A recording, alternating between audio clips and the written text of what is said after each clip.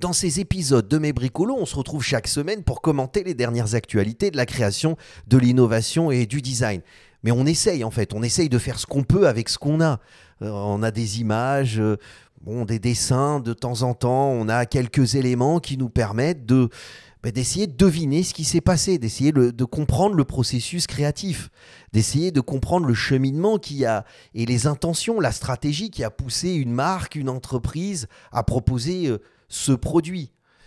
Et c'est compliqué, c'est très compliqué. On essaye de faire ce qu'on peut, mais c'est compliqué parce que, évidemment, la marque, elle ne va pas arriver en disant voilà mon processus, voilà comment ça s'est passé, voilà ce que j'ai fait.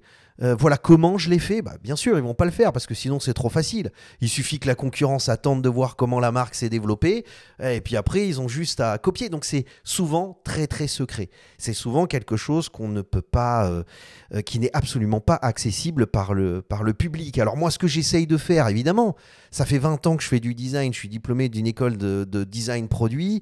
Ça fait 20 ans que j'exerce ce métier. J'ai travaillé avec différentes entreprises, donc je me suis retrouvé confronté souvent à ce type de problème dans une démarche créative, dans une réflexion, dans la sélection des matériaux. Donc quand on fait ce travail ensemble de commenter les dernières actualités de la création, de l'innovation et donc du design, j'essaye de mettre à profit mon expertise pour essayer de comprendre ce qui se passe et essayer de vous dire, voilà, ce choix peut-être a été motivé par ça, c'est ingénieux, c'est intéressant ou pas, à l'inverse. Voilà, on essaye de faire ce qu'on peut. Sauf que ça fait plusieurs années que je regarde cette marque, Nothing Phone, qui est une marque alternative de nouvelles technologies, téléphones portables, écouteurs, etc. Je ne sais pas si vous connaissez cette marque, mais la caractéristique de cette marque, la particularité de cette marque, c'est que finalement, ils nous expliquent exactement comment ça se passe pour eux. Voilà, les difficultés qu'ils rencontrent, les choix qu'ils font, les matériaux qu'ils sélectionnent, les couleurs. Alors évidemment, pas tout en détail, il y a certains éléments qui restent secrets, mais je n'avais jamais vu une marque auparavant donner autant d'informations. Et finalement, c'est ce qu'on va découvrir dans cet épisode de Mes Bricolos, parce que c'est absolument fascinant. Ils ont publié une vidéo il n'y a pas très longtemps où ils montrent tous les enjeux et tous les coûts pour arriver à commercialiser un téléphone. Et ce sont des choses qui sont absolument passionnantes, qu'il faut qu'on découvre ensemble. Donc on se retrouve tout de suite en couleur pour découvrir ça ensemble. Vous allez voir, c'est absolument passionnant. À tout de suite les amis. Salam alaikum, bienvenue à tous dans ce nouvel épisode de Mes Bricolos, épisode numéro 22 de la saison 5.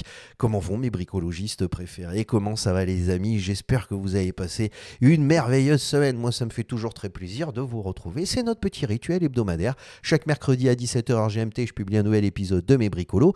Et justement, dans ces épisodes de Mes Bricolos, comme je vous le disais dans l'introduction, on prend le temps de discuter, papoter, échanger, commenter les dernières actualités de la création, de l'innovation et du design. Et finalement, comment ça s'est passé? C'est parce que moi aussi, je suis un consommeur de vidéos YouTube. Je consomme des vidéos YouTube. J'aime bien le soir, après le boulot, regarder un petit peu ce qui se passe. Je vois des mecs qui me parlent de basket, de plein de trucs, etc. Et je trouve ça intéressant. Je suis abonné à plusieurs chaînes comme ça. Mais au bout d'un moment, j'en avais ras-le-bol parce que le mec, il arrive avec sa basket, il te montre la chaussure, il dit, voilà, la semelle est bleue, le tissu est un peu rugueux, il est texturé. J'ai l'impression que ça permet de laisser un petit peu la chaleur, un truc, tu vois. Il te fait des explications mais qui sont très sommaires.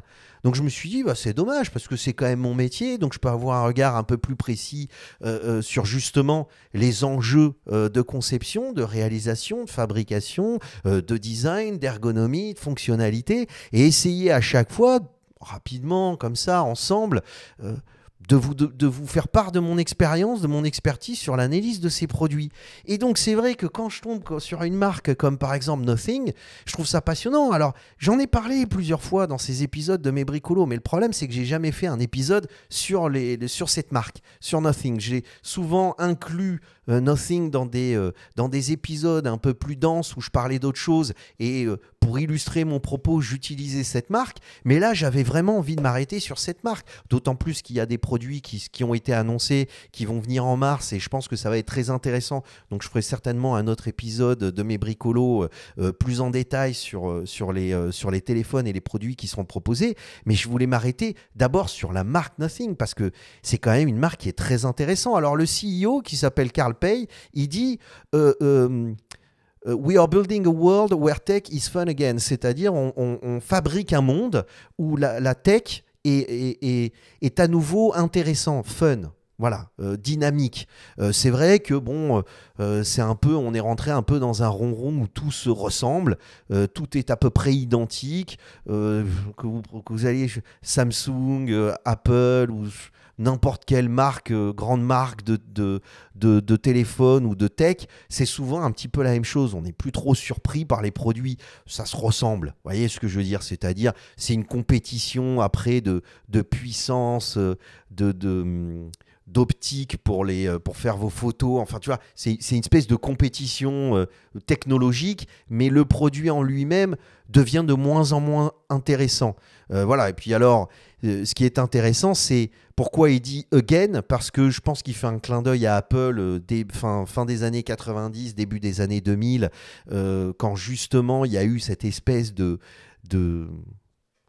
je veux dire, c'était absolument incroyable quand on a vu Steve Jobs qui a fait confiance à Johnny Ive, qui ont redessiné toute la gamme le MacBook, l'iMac, etc. Et c'était absolument incroyable. On avait des ordinateurs qu'on n'avait jamais vus auparavant.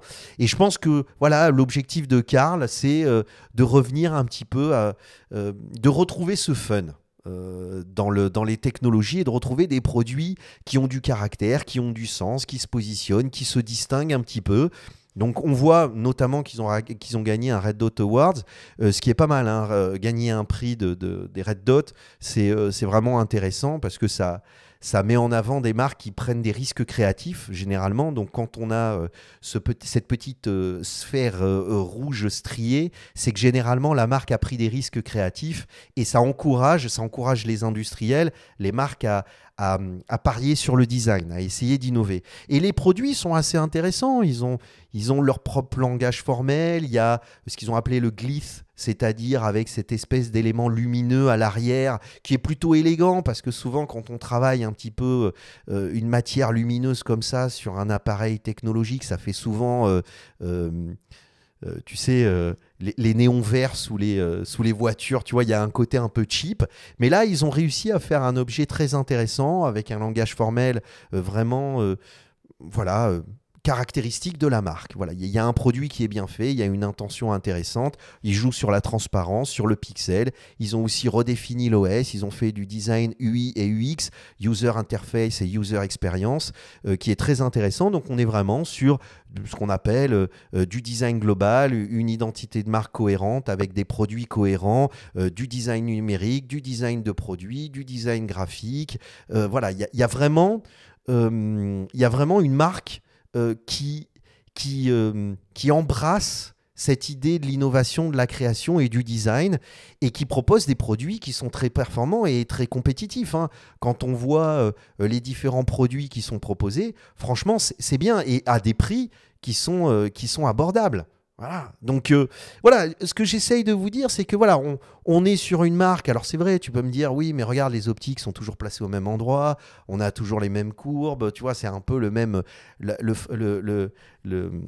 format, tu vois, le facteur et ces éléments qui composent le téléphone sont souvent identiques formellement, je veux dire. Voilà, le form factor, voilà, c'était ça que je voulais trouver comme terme, c'est-à-dire le form factor est identique, mais en même temps, bon voilà, il y a quand même quelque chose qui se distingue et il faut reconnaître cette initiative, et puis d'autant plus intéressant qu'ils ont sorti cette gamme qui s'appelle CMF. Donc là, quand on parle de Nothing Phone 2, 2A et 2A+, ce sont quand même les produits flagship de la marque, mais ils ont monté une marque un peu low cost, on va pas trop low cost non plus, mais quand même moins cher, qu'ils ont appelé les CMF par Nothing.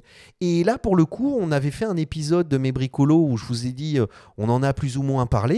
Mais ce qui est très intéressant, c'est que bon, là, on est sur des produits très compétitifs, mais dans lequel le risque créatif est vraiment impressionnant. C'est-à-dire, ils ont développé des téléphones avec justement toute une logique de fonctionnalité, de modularité où tu as ton petit tournevis, tu viens dévisser, je pense qu'ils vont le montrer, tu viens dévisser voilà, les différents éléments de ta coque, ce qui te permet de donner accès à l'intérieur du téléphone et en même temps de changer les éléments du téléphone.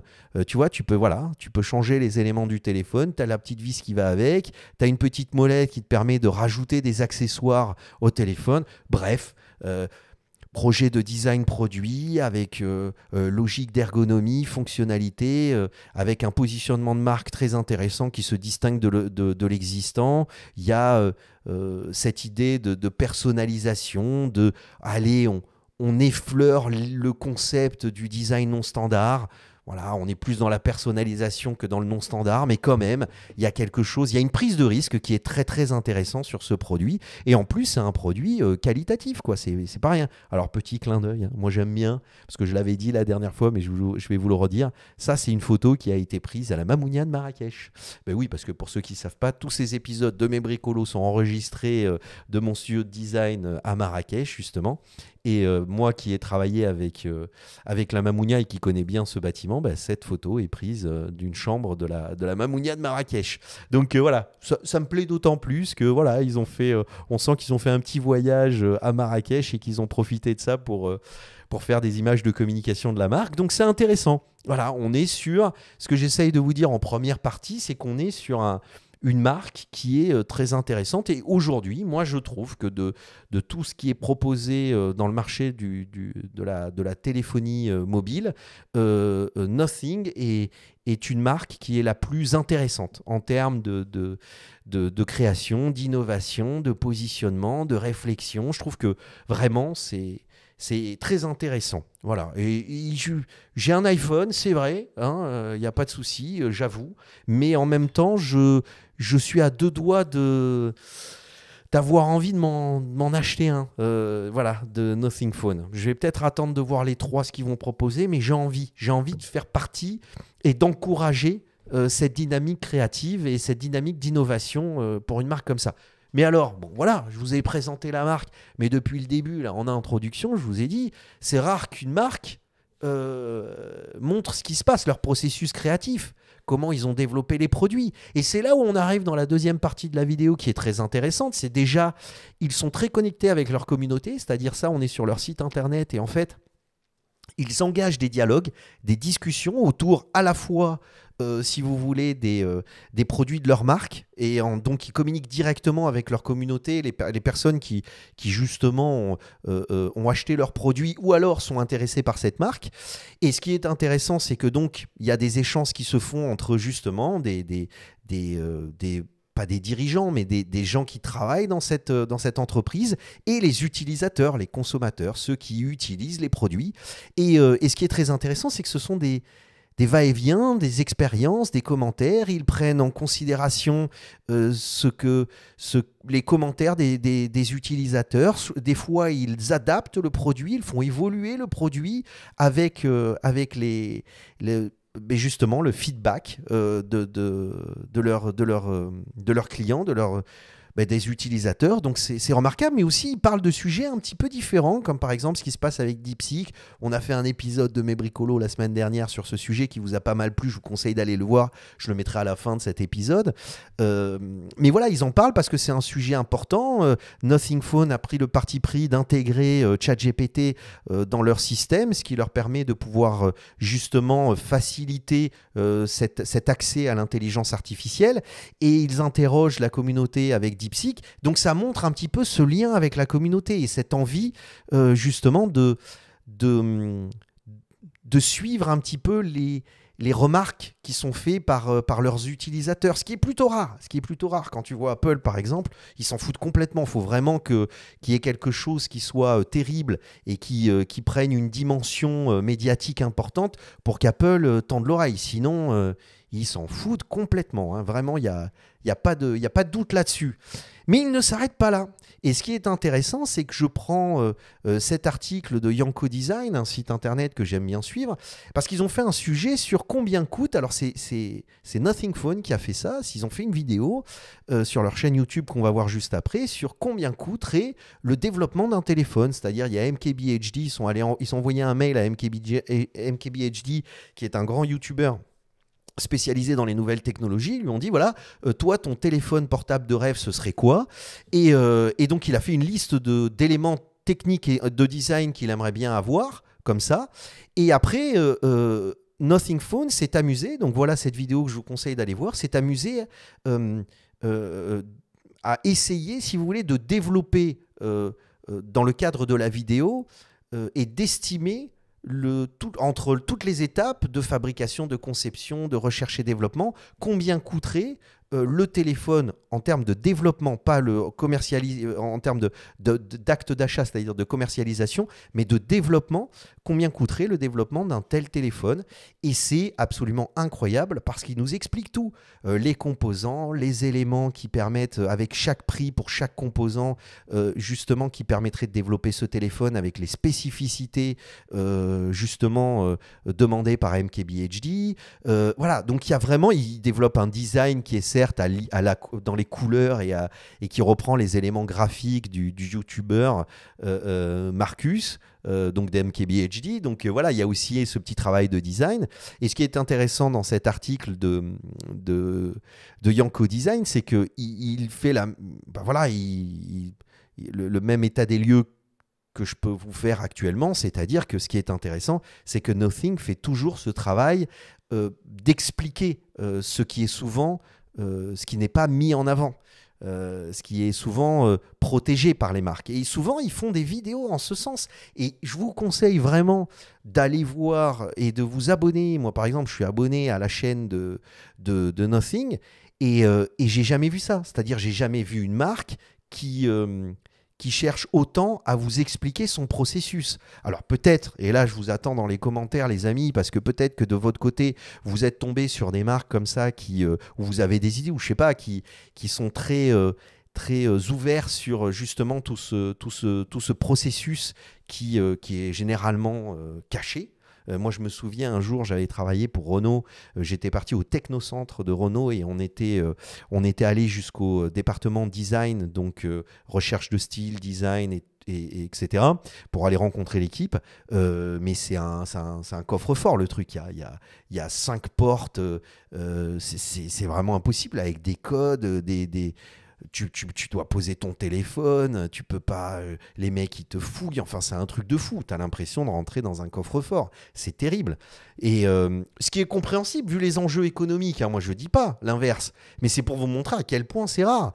Et là sur leur chaîne YouTube, ben voilà, par exemple, ils te parlent le laboratoire de couleurs secret. Donc on a une vidéo où il y a une interview de la personne qui s'occupe justement de tout ce qui est développement, recherche, matière, couleur. C'est aussi une activité du design, c'est aussi un métier du design. Il y a des designers qui sont spécialisés uniquement dans les matériaux, les matériaux, couleurs et assemblage.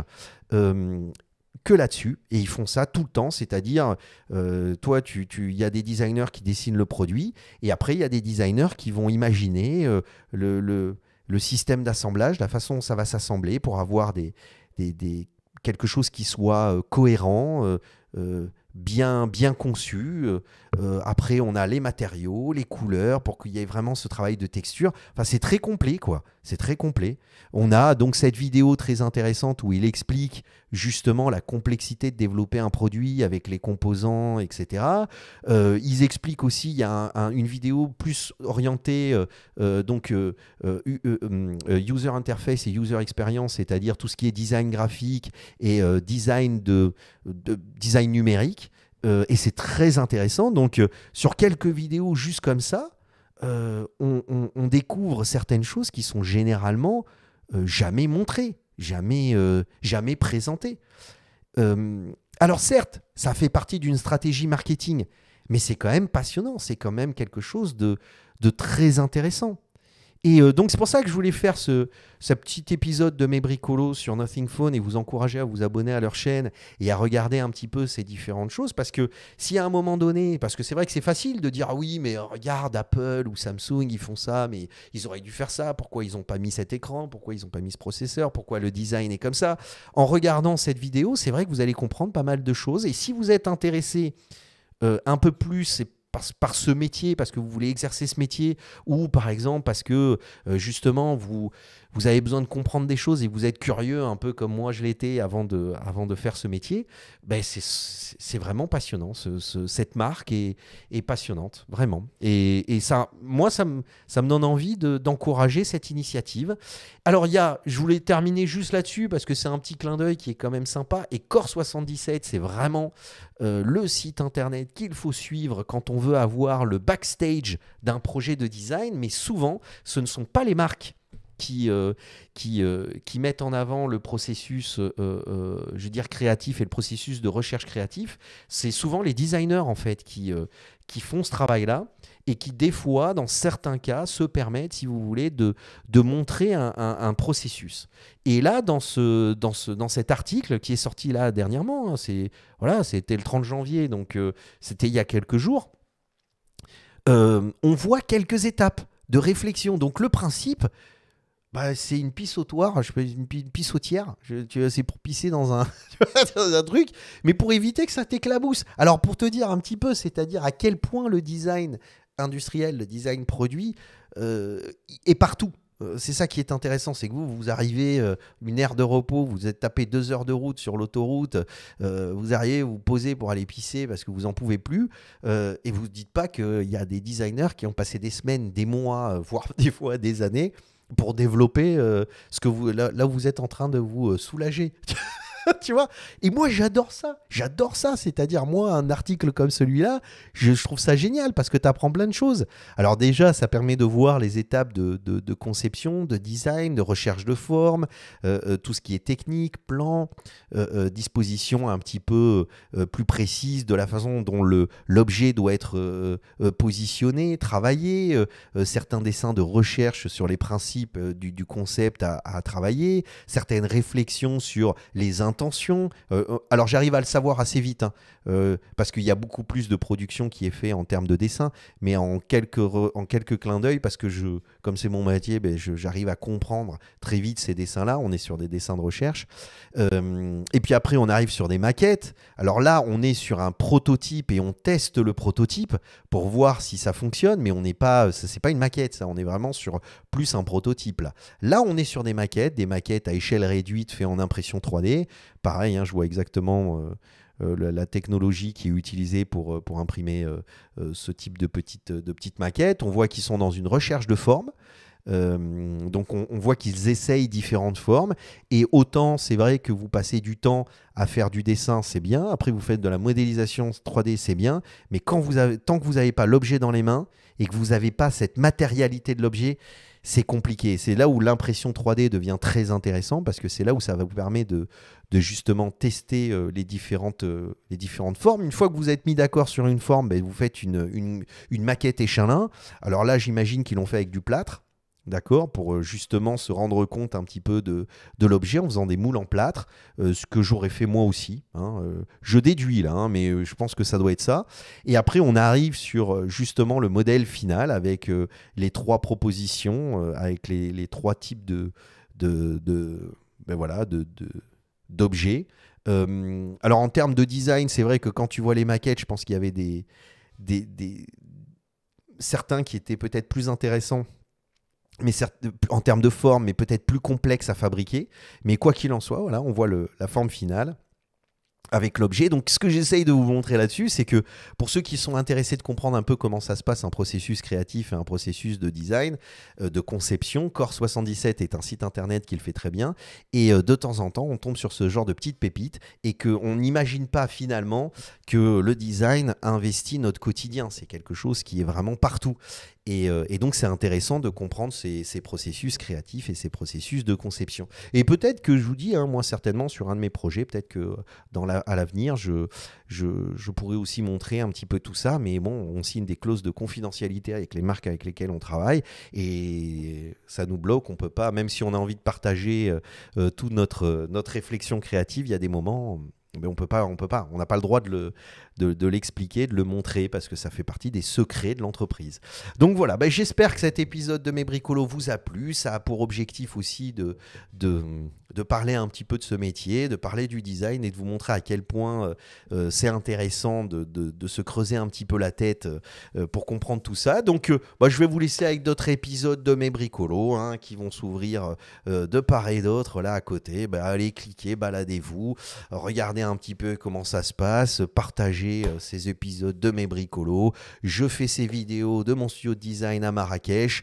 Je ne rapporte absolument rien, je ne suis absolument pas rentable pour YouTube, qui ne va pas du tout chercher à mettre en avant mes vidéos parce qu'elles ne sont en termes de retour sur tu vois, de capitalisation, d'enrichissement, je sais pas comment tu pourrais dire, mais de valeur, je rapporte pas grand chose. Donc c'est pas là que les pubs sont les plus consultées, si tu vois ce que je veux dire. Donc c'est pas ce qui va générer de l'argent.